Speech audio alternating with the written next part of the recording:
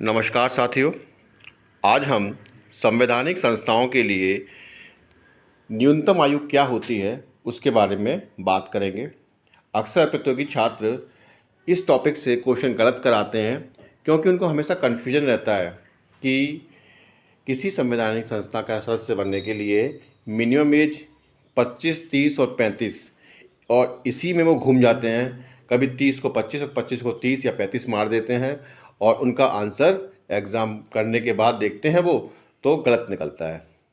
आपसे ऐसी गलती नहीं होगी अगर आप इस वीडियो को देख लेंगे। मात्र 5-6 मिनट का वीडियो होगा और हमेशा के लिए आपको ये याद हो जाएगा। तो जैसा आप देख पा रहे होंगे पीडीएफ में कि लोकसभा के लिए 25 वर्ष, राज्यसभा के लिए 30 वर्ष, विधानसभा के लिए 25 वर्ष और विधान परिषद के लिए 30 वर्ष न्यूनतम आयु होती है सदस्य बनने के लिए, मेंबर बनने के लिए। तो देखिए, लोकसभा और विधानसभा ये है क्या? असल में ये निम्न सदन है। ये क्या है? निम्न सदन है। और निम्न सदन बनने के लिए, निम्न सदन के सदस्य बनने के लिए मिनिमम एज चाहिए होती है 25 वर्ष। तो वहीं राज्यसभा और विधान परिषद, राज्यसभा जो है वो आपकी केंद्र स्तर पर उच्च सदन है और विधान परिषद जो है वो आपकी राज्य स्तर पर उच्च सदन है। और उच्च सदन के लिए, ठीक है, उच्च सदन के लिए मिनिमम एज 30 ईयर्स है। ठीक है। अब इस उच्च सदन, अगर आपको याद आ गया तो इसके आगे आपको जो ऊ बनाई दिखाई दे रहा है वो भी क्या है? 3। तो आप ऐसे भी इसको याद कर सकते हैं। ठीक है जी। तो लोकसभा, राज्यसभा, विधानसभा और विधान परिषद को लेकर के आपसे इस पे तो अब गलती नहीं होने वाली। नेक्स्ट चलते हैं। मुखिया या सरपंच की मिनिमम आयु जो होती है वो 21 वर्ष होती है। कहीं कहीं मुखिया तो कहीं कहीं सरपंच कहा जाता है। आपको कन्फ्यूजन नहीं होना है। आप एक ही बात है। इसकी ट्रिक ये है कि इसकी मिनिमम एज वैसे तो 21 वर्ष है और आपको अगर याद रखना है तो उसके लिए एक तरीका है कि एक लड़की थी, ठीक है, एक लड़की थी और उस लड़की से बहुत सुंदर थी वो, और उससे एक लड़के ने कहा कि भैया मुझे एक एक किस दे दो। ठीक है। तो लड़की ने गुस्से से आकर के उसके सर पे क्या मारा? एक पंच मारा। ठीक है ना, एक मुक्का मारा। तो ऐसे आप इसको रिलेट कर लेंगे तो आपको याद हो जाएगा कि सरपंच या मुखिया की न्यूनतम आयु 21 वर्ष होती है।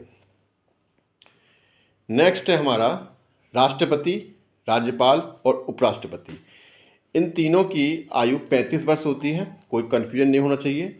तो देखिए, जो पति है, जो पति है और जो आपको पालता पोसता है, ठीक है, तो भाई उसकी थोड़ी सी छूट तो देनी पड़ेगी। तो इसलिए उसकी मिनिमम एज 35 वर्ष है। ठीक है।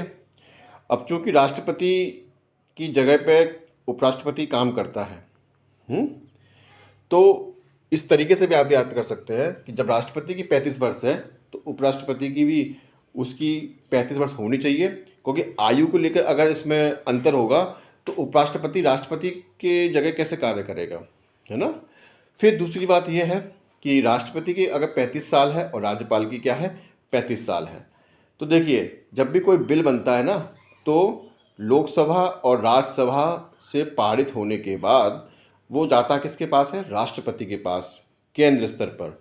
तो वहीं राज्य स्तर पर विधानसभा और विधान परिषद से कोई बिल पास होने के बाद जाता किसके पास है? राज्यपाल के पास साइन होने के लिए।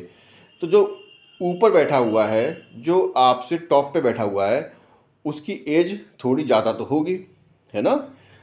तो भाई जब यहाँ लोकसभा में 25 साल है, राज्यसभा में 30 साल है, तो वहीं राज्य स्तर पर विधानसभा में 25 साल है और विधान परिषद में 30 साल है। तो इससे ऊपर बैठे किसी संवैधानिक प्रमुख की आयु भी इससे ऊपर होगी।